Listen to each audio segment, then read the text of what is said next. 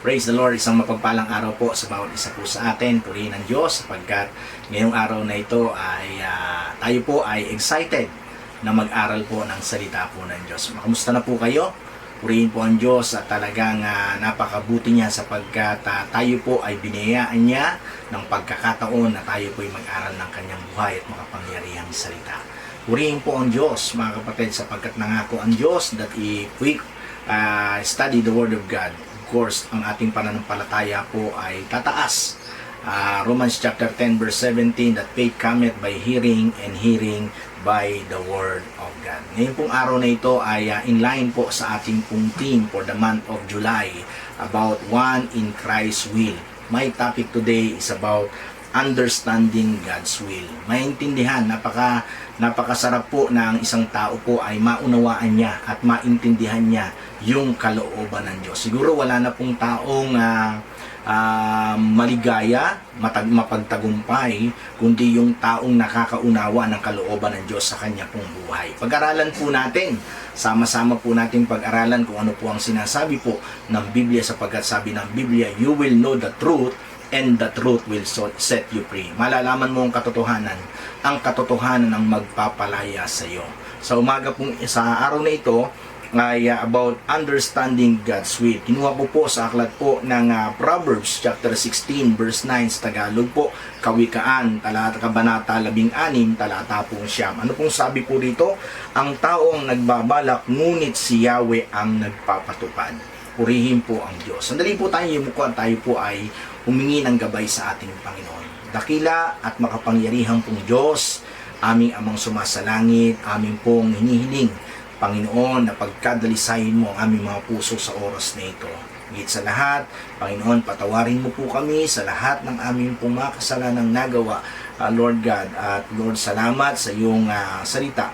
Lord God, that if we confess our sin, you are faithful and just to forgive us and cleanse us from all our unrighteousness. Salamat po, Panginoon, ngayong araw na ito sa aming pong pag-aaral ng iyong salita. Gabayan mo po kami at hayaan mo, Panginoon, ang mga kapahayagan mo, Panginoon o Diyos, ay patuloy naming matanggap, Panginoon, upang patuloy po kaming makasunod sa iyong dakilang kalooban. Marami pong salamat. Let your name be exalted.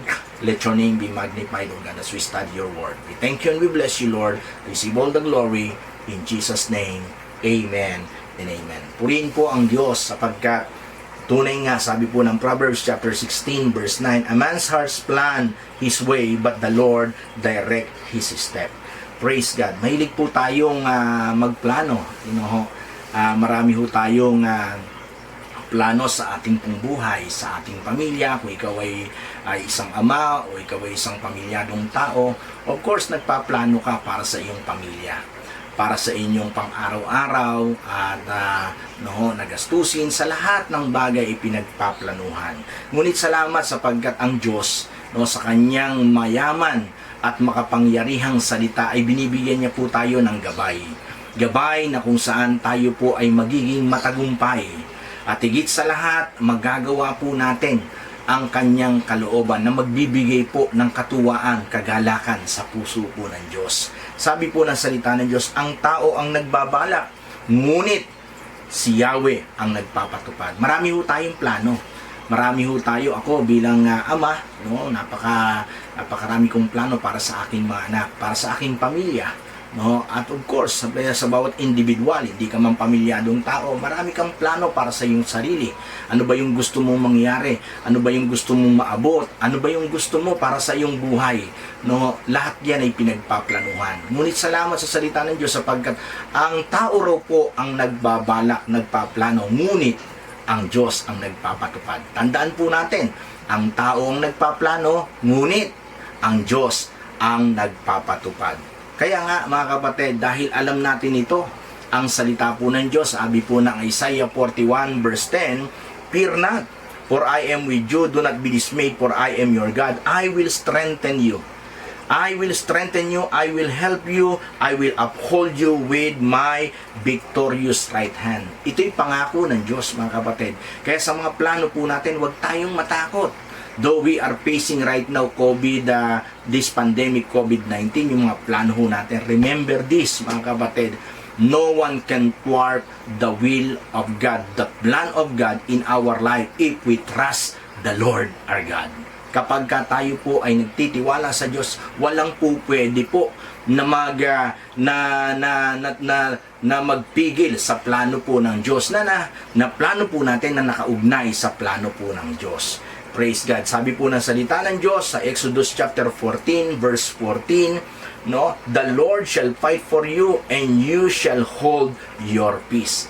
Of course, no, napakagandang ito'y pangako ng Diyos. Ipakikipaglaban kayo ng Panginoon at kayo'y tatahimik. Ipakikipaglaban, meaning to say, ang Diyos mismo ang siyang ating pong the Lord shall fight for us. Hallelujah. No, ngayon po, no, ang tao raw po ay binigyan ng Diyos. Binigyan ng Diyos ng kakayanang magplano sa buhay. Tama po. Mga kapatid, tayo raw po ay binigyan ng Diyos ng kakayanang magplano sa ating pong buhay, no? At alam ko po na alam natin ito. Paano nga po ba? No, paano ba ang buhay kung walang pagpaplano? Of course, no? Medyo mahirap ang buhay pagka hindi natin pinagplanuhan sa araw-araw, no? Yung mga nanay nagpaplano yan, nagbabudget yan. Kapag hindi tinama yung plano, of course, no, ay in the end, no, ay meron magkakaroon ng problema. Kaya dapat po may plano. May plano sa bawat araw ng ating pong buhay. Of course, sa pagpaplano ng pag-aasawa, sa pagpaplano ng pagpapagawa ng kanilang tahanan, sa pagpaplano ng pag-aaral, no, lahat ay ito ay dapat pagplanuhan. Tingnan ho natin, balikan lamang po natin, sabi po ng salita ng Diyos, a man's heart plan his way, but the Lord direct his step. Ang tao ang nagpaplano, pero ang Diyos ang nagpapatupad nito. Ulitin ko po, ang tao ang nagpaplano, pero ang Diyos ang nagpapatupad nito. Merong makapangyarihan na yung plano natin, no, ang siyang nagpapatupad nito. Kaya, no, most Christians have the desire to understand God's plan for their lives. Katulad po natin. Of course, tayo hong lahat, no, nais natin, no, ninanais natin, dinidesire natin, ito ho yung nais natin, na maintindihan po natin yung plano ng Diyos. That's why I would like to share to each and every one of you, no, knowing God's will in our lives. Paano nga po ba malaman ang plano ng Diyos sa ating pong buhay? Napakaganda hong salita po, no, ng Diyos through Jeremiah 29 verse 11. Sabi po ng Jeremias, kabanata 20, talatang 11, no, sabi niya ganoon, no, my plan for you is not to harm you, but to prosper you and to give you hope in the future. This is the plan of God. Ang plano ng Diyos ay hindi para tayo po ipahirapan, saktan, kundi tayo po ay pagpalain. No? Na tayo po ay pagpalain. Alam natin na may plano ang Diyos sa ating buhay. Nababasa natin kung ano ang nais niya para sa atin mula sa Biblia, mula sa kanyang salita. Pero hindi natin maalis minsan magtanong, no? Mag-isip, mag-alala, lalo na kung ang dinadaanan po natin. Ang dinadaanan po natin sa ating buhay ay magulo, mahirap, at masalimuot. Minsan nagtatanong po tayo, bakit nga ba? No, ako po ay nakaranas po year 2011, no, na ako po ay ma-stroke. No. Ang aking pong stroke ay major stroke sapagkat tumabingi po ang aking muka, ang aking kaliwang kamay, ang aking paa, ang aking pong kalahating bahagi ng aking katawan ay patay. Hindi ho makagalaw. Hindi ko minsan nung araw ng panahon na yon ay hindi ko maiwasang magtanong, bakit nga ba ito nangyari sa akin? No. Pero alam natin, mga kapatid, ang plano ng Diyos ay napakaganda. His plan for us, hallelujah, ay napakaganda. Not to harm us, but to prosper us and to give us hope in the future. Napakabuti po ng Diyos. Sabi po ng salita ng Diyos, because of His great love, we are not consumed. For they are new every morning, great is thy faithfulness. Hanggang sa panahon na yun ay nabasa ko po ang salita po ng Diyos in the book of Psalms 118 verse 17. You will not die, you will live and you will proclaim the goodness of the Lord. Alam nyo mga kapatid, unti-unti dahil no, major stroke. Ang mukha ko po, pag tumarap po ako sa salamin, ay yung kaliwang mukha ko ay nakasibangot, yung kanang mukha ay nakangiti. But praise God, ang Diyos po'y napakabuti.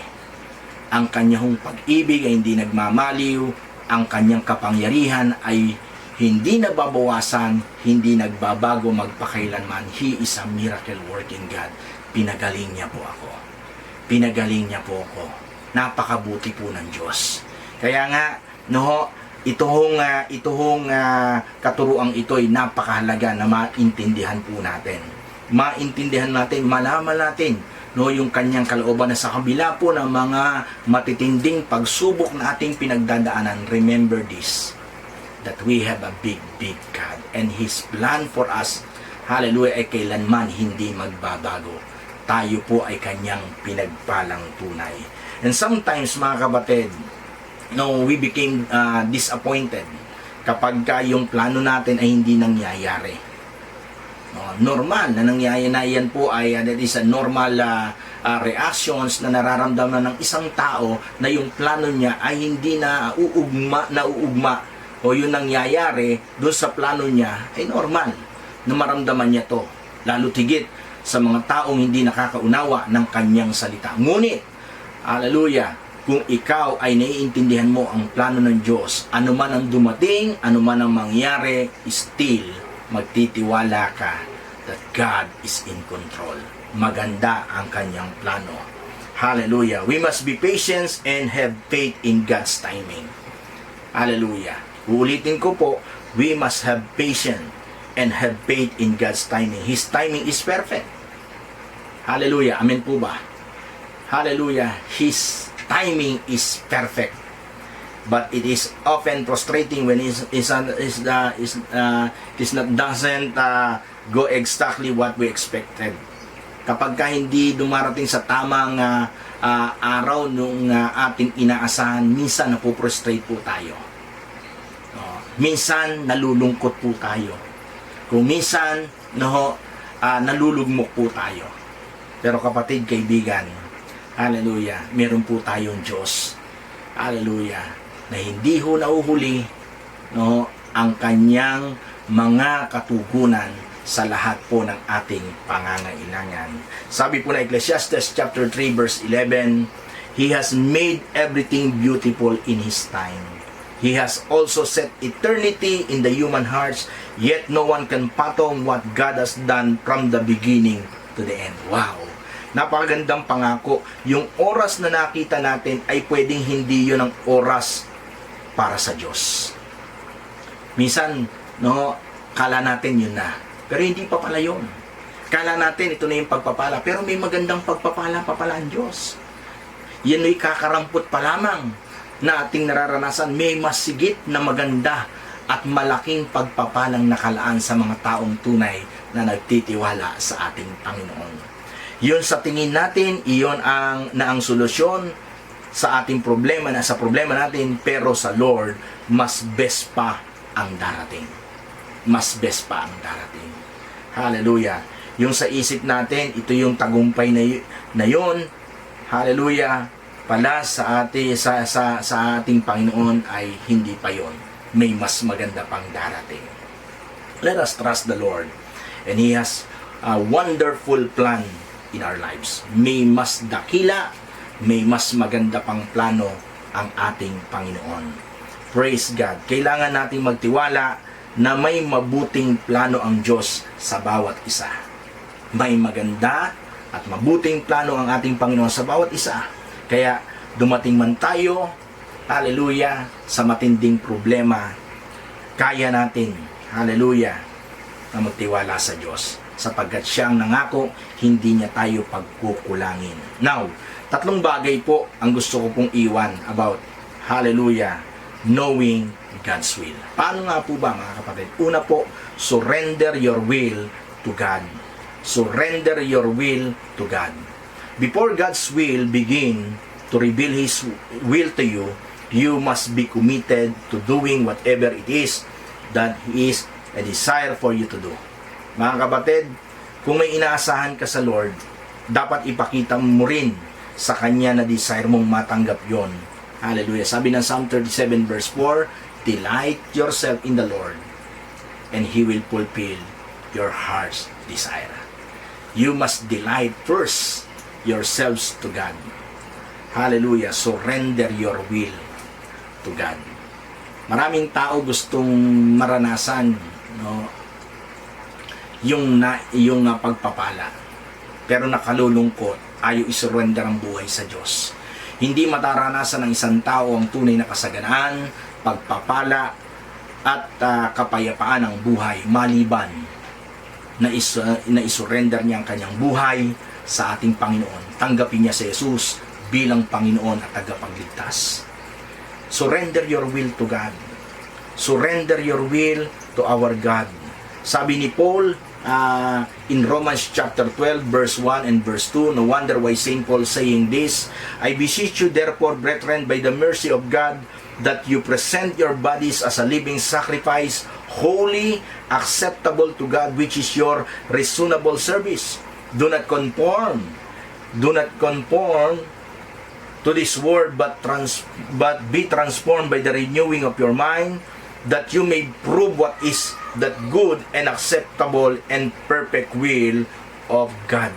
Hallelujah. Romans chapter 12 verse 1 and verse 2. Surrender your will to God. Ulitin ko po, if you want to experience, hallelujah, the hands of God, hallelujah, the blessings of the Lord, open heaven to your life and to your family, surrender your will to God. If you want your plan, hallelujah, ay maging matagumpay, you need to surrender your life to our Lord Jesus Christ. Hallelujah. Na siyang nagsabing, I am the way, the truth, and the life. No one comes to the Father except through me, Jesus said. Surrender mo ang buhay mo sa ating Panginoon. Hallelujah. Pangalawa, hallelujah, whatever the instructions of God that you already know, obey it continuously. Ano man yung naintindihan mo, naunawaan mo, na sinabi ng Diyos sa kanyang salita, hallelujah, sundin mo ito at patuloy mo itong sundin. Ipamuhay mo ito. Sabi ng salita ng Diyos, Joshua chapter 1 verse 8, do not let this book, referring to the Holy Scripture, the Holy Bible, do not let this book of the Lord depart it from your mouth. Meditate it day and night, so that you may be careful to do everything written in it. Then you will be prosperous and successful. Kaya pagka nalaman mo ang salita ng Diyos, at ito ay iyong isinapamuhay, ginawa ito, mga kapatid, ikaw ay mapapagpala. Ikaw ay magiging maligaya. Ikaw, hallelujah, ay patuloy na makakaranas ng pagpapala na nagmumula sa Diyos.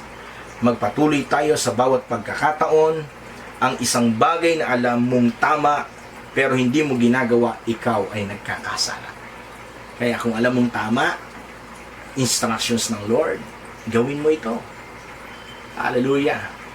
Isa sa mga sinabi ng ating Panginoon, hallelujah, mga kapatid, a new commandment that I give unto you, love one another as I love you. By this all men will know that you are my disciples, if you love one another. Praise God. John 13, 34, 35. Napakahalagang utos ng ating Panginoon. Kaya mahalaga, hallelujah, mahal natin ang ating kapwa. Mahalin natin katulad ng pagmamahal ng ating Panginoon. Magmamahal ka, no, hindi basta lang, kundi katulad ng pag-ibig ng ating Panginoon. Sabi niya, as I love you. By this all men will know that you are my disciples if you love one another. Pangatlo po, mga kapatid, hallelujah, knowing God's will, mga kapatid, pay attention to how God has equipped you.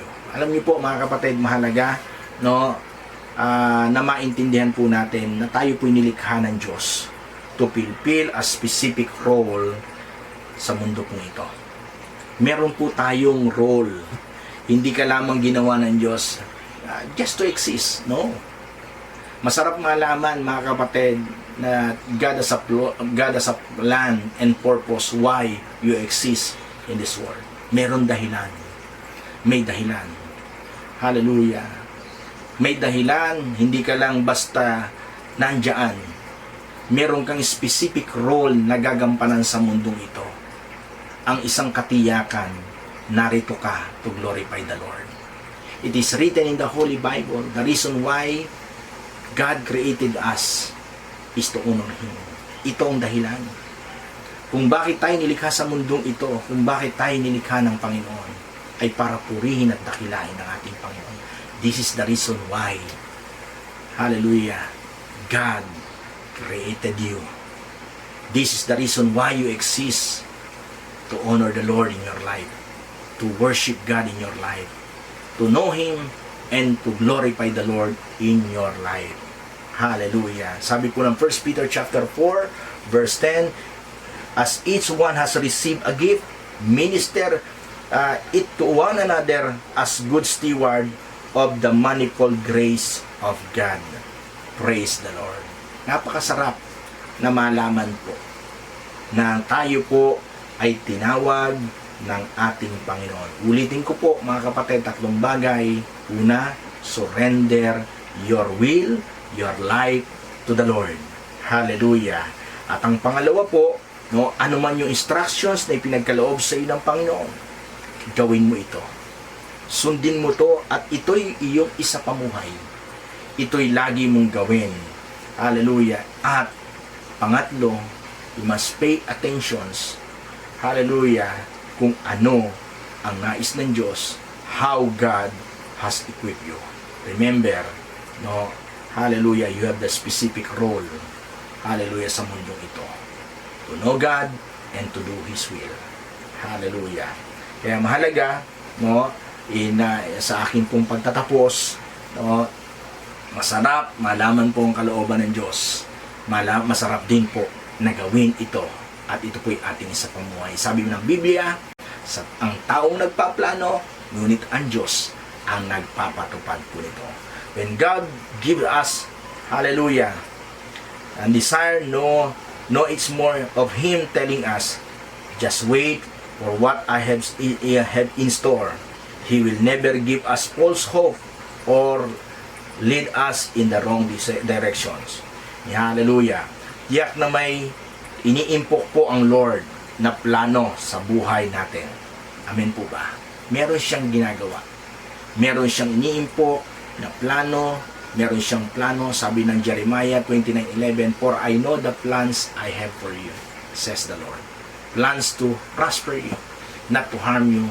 Plans to give you hope and a future. Kaya magtiwala lang po tayo na ibibigay ni Lord ang desire ng puso po natin, no, kapag sinurrender natin ang buhay natin sa Kanya, ginawa ho natin kung ano ang instruction ng Panginoon, at ginagawa ho natin in our existence, no, alam po natin that we have the specific role in this world to know God and to do His will. Hallelujah. Praise the Lord. Kaya mga kapatid, no, patuloy natin siyang luwalhatiin, patuloy tayong magtiwala sa ating Panginoon. Sa oras po ito mga kapatid, alam ko po, saan man po kayo naroon, sa lahat na nakapanood ng bidyong ito, remember this, trust always to our God. Ano man ang iyong pinagdadaanan, nais ng Diyos na ikaw ay mapagpala. Pwede ba tayong sandaling yumuko at pumikit, at inaanyayahan ko po kayo, kung nais nyo pong isurrender ang inyong buhay sa Panginoon, nais nyo pong tanggapin ang higit na pagpapala, plano ng Panginoon sa inyong buhay, na kayo'y mapagpala, tanggapin nyo si Jesus bilang Panginoon at sariling tagapagligtas. Sa oras po ito, as we bow our head and as we close our eyes, niling ko pong itaas nyo pong inyong kamay sa Panginoon. Sumunod po tayo sa maikling panalangin ito. Sabihin po natin, Panginoong Jesus, nagpapasalamat po ako sa iyong pag-ibig na gayon na lamang. Nananampalataya po ako, Panginoon, na ikaw ang bugtong na anak ng Diyos, nagkatawang tao ka, at namatay ka sa krus ng Kalbaryo. Nabuhay kang maguli para sa aking kaligtasan, sa katubusan ng aking mga kasalanan. Panginoong Hesus, binubuksan ko po ngayon ang pintuan ng aking puso. Inaanyayahan po kita. Pumasok at maghari ka. Tinatanggap po kita bilang aking tagapagligtas, bilang aking Panginoon. Diyos, hari ng aking buhay. Salamat po, Panginoon, sa buhay na walang hanggan, sa karapatan na maging anak ng Diyos. Salamat po, Panginoon, sa kapatawaran ng aking mga kasalanan. Mula ngayon, ako'y susunod sa iyo, mabubuhay para lamang sa iyo, sa kabanalan at sa katwiran, sa pangalan ni Jesus. Salamat po, Panginoon, sa pangalan ni Jesus. Ako na lamang po mananalangin, Lord, continue to bless, Lord, your people right now, especially sa lahat, Panginoon, na nakakapanood ng video ito, Lord. Continue to bless them. Bless even their families and their loved ones, O God. In the name of Jesus, patuloy mo po silang, Lord, patungan ng iyong mapaghimala at mapagpalang kamay and release all heavenly blessings to them, Lord. In Jesus' name, Lord, and I declare their lives, Lord, their families will never be the same again because you bless them, Lord. Salamat po, Panginoon. Tanggapin mo ang aming papuri, ang aming pasalamat sa pangalan ni Jesus. Amen and amen. Praise the Lord. God bless you all po, and to God be the glory.